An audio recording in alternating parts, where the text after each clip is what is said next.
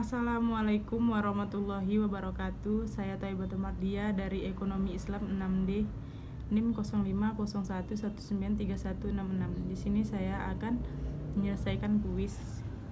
Yang pertama itu membahas tentang kritik dan saran selama perkuliahan tengah semester ini. Yang pertama itu tentang membuat video setiap pertemuannya. Nah, menurut saya ini sangat efektif. Kenapa? Karena di sela-sela membuat video, di situ juga kita akan mengingat apa yang kita sampaikan. Nah, di situ kita juga akan memahami apa yang kita sampaikan. Nah, dari situ kita sudah paham seperti itu. Kita bukan hanya membaca, melainkan kita juga mengingat apa yang kita sampaikan. Karena melalui video, pokoknya itu sangat efektif menurut saya. Dan mengambil referensinya dari buku ini juga sangat pokoknya semua yang dipinta dari apa yang dipelajari semuanya ada di sini, sudah lengkap. Yang tentang teori kurikulum diagram, manajemen harapan atau perilaku individu dan kelompok, semua ada. Semua apa yang dipinta di buku ini juga ada. Yang kedua tentang kelebihan dan kelemahan pertanian Indonesia dengan negara lain, seperti itu. Pertanyaannya, mengapa Indonesia melakukan impor barang atau melakukan impor pertanian? Apakah teman-teman mengetahuinya? Tidak, bukan? Ternyata Indonesia atau negara lain membutuhkan kegiatan impor karena beberapa alasan. Nah, impor sendiri adalah perdagangan yang memindahkan barang dari satu dan ke negara lain secara sah atau tidak melanggar hukum. Nah, impor barang dalam jumlah besar melibatkan biaya cukai yang dibebankan kepada negara pengiriman maupun penerimaan. Habis itu, dia juga ada alasan mengapa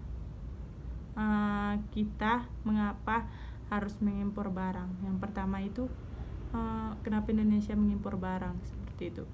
Karena alasannya yang pertama itu Indonesia mengimpor barang di luar negeri adalah tidak bisa atau belum mampu produksi barang yang dibutuhkan. Nah, barang itu bisa saja kita lihat seperti barang yang dibutuhkan oleh masyarakat dalam negeri.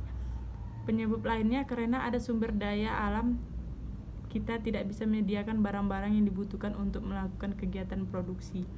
Nah, yang kedua itu biaya produksi yang mahal. Indonesia perlu mengimpor beberapa barang karena jika diproduksi sendiri, biaya pembuatannya produksi terlalu mahal daripada mengimpornya. Oleh karena itu, mendatangkan barang dari luar negeri dinilai lebih mudah dan murah, seperti itu. Karena gimana ya? Barang yang di dalam negeri itu lebih mahal daripada barang yang kita impor. Makanya banyak masyarakat membeli barang-barang impor, seperti itu. Kebutuhan yang tidak mencukupi. Impor barang dilakukan Indonesia karena produksi dalam negeri dan tidak mampu memenuhi kebutuhan di dalam negeri. Artinya kebutuhan masyarakat lebih tinggi daripada produksi barang di dalam negeri. Seperti itu. Barang yang kita produksi lebih tinggi peminatnya daripada barang yang ada, makanya kita mengimpor, seperti itu. Keempat itu mendapatkan pasokan bahan baku. Biasanya kegiatan impor suatu negara dilakukan jika tidak mempunyai bahan baku yang dibutuhkan, tetapi bisa mengelolanya menjadi suatu barang yang bisa diekspor atau dikonsumsi oleh masyarakat di dalam negeri. Menjalin kerjasama antar sesama negara. Nah, dengan adanya pertukaran barang melalui kegiatan impor, Indonesia bisanya menjalin kerjasama dalam bidang perekonomian dengan negara lain. Perekonomian kedua, negara pun bisa berkembang dan saling menguntungkan. Berarti dia saling menguntungkan. Misalnya Thailand mengimpor barang ke Indonesia, sedangkan Indonesia mengekspor barang ke Thailand, seperti itu. Sama-sama saling menguntungkan. Nah, dalam kerjasama ini Indonesia bisa mendapatkan barang yang dibutuhkan dengan kesepakatan yang tertentu. Nah, itulah beberapa alasan kenapa Indonesia melakukan impor suatu barang, bukan itu sebenarnya bukan sisi kelemahannya atau sisi negatifnya, melainkan sama-sama mendapatkan keuntungan. Terus kita akan membahas tentang Indonesia dan Thailand. Pertanian Indonesia dan Thailand. Hampir seluruh manusia atau penghuni planet di Indonesia sangat mengenal. Jika mengenal Indonesia, pasti yang mereka tahu adalah negeri surga atau tanah yang subur, laut yang luas, iklim mau panas hujan oke. Maka Chaos Plusnya saking takjubnya pun menjadikan semua itu menjadi lagu, seperti orang bilang tanah kita tanah surga, seperti itu kan. Jadi kalau Indonesia masih harus kesulitan dalam pengadaan bahan pangan, orang pasti bilang gila sih gitu. Gila kali ya, aneh memang, sulit diterima akal sehat bahkan jika dibandingkan dengan Thailand.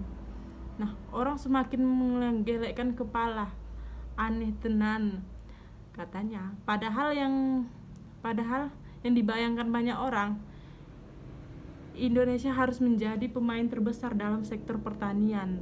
Tanaman pangan oke, hasil laut bisa, dari hutan mampu, apalagi subsektor perkebunan.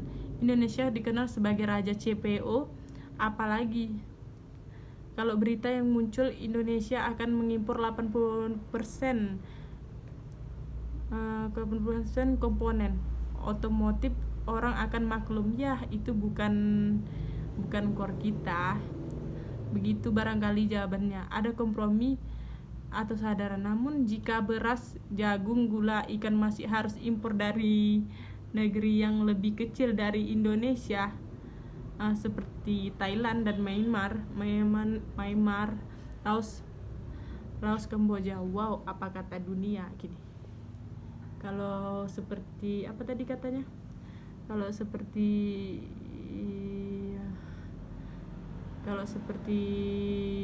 jika seperti beras, gula, jagung, dan minyak, kalau itu harus diimpor dari negara yang kecil, atau negara Indonesia ini kan besar, lebih kecil dari Indonesia seperti Thailand, Myanmar gitu kan, negara lain akan kaget gitu, apa kata dunia gitu, kenapa negara kecil mengimpor ke Indonesia. Jadi seperti itu yang mau kita bahas,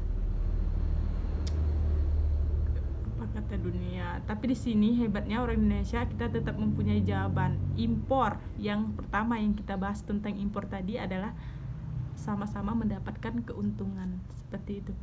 Jadi orang Indonesia bisa saja menjawab seperti impor bukan hal yang buruk dalam perdagangan dunia. Karena apa? Yang seperti saya bahas tadi, karena kita mencari keuntungan, sama-sama mengimpor gitu. Ada lagi, lahan banyak tetapi yang cocok sedikit. Alasan terakhir ini diperkuat dengan fakta terbaru, gagalnya program food estate di Papua, termasuk sejumlah areal bekas hutan yang ditawarkan Kementerian Hutan kepada Kementerian Pertanian. Apapun alasan kita, sejatinya malu. Seperti itu, potensi yang akan kita mampu dimanfaatkan demi kesejahteraan rakyat.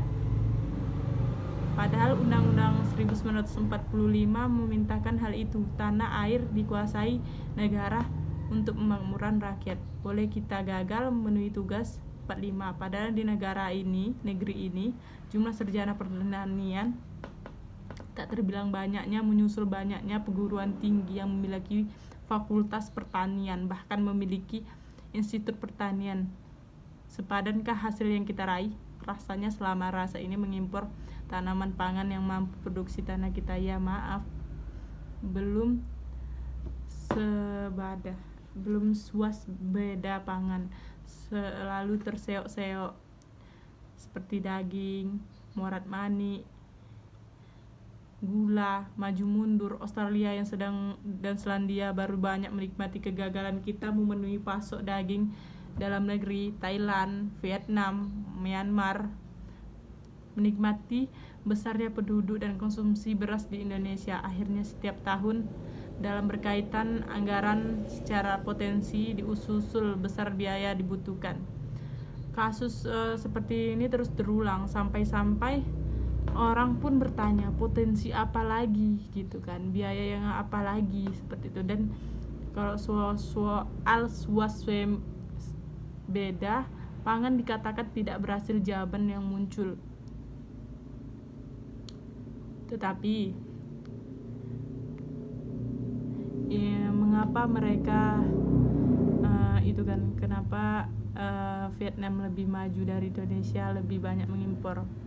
Itu semua karena kekurangannya teknologi yang ada di Indonesia. Teknologi yang ada di Vietnam, di Thailand itu sudah sangat maju seperti itu.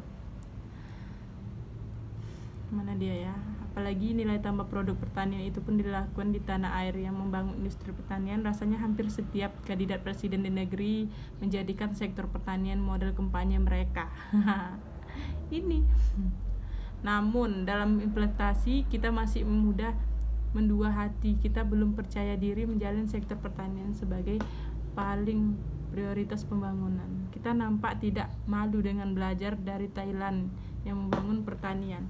Nah, Thailand ekspor beras, gula, jagung, dan alamnya termasuk pertanian dijual pula untuk perwisata maupun melakukan kenilahan untuk Thailand lebih pintar dari kita. Ini yang harus kita contoh seperti itu. Terima kasih, ini yang bisa saya sampaikan. Assalamualaikum warahmatullahi wabarakatuh.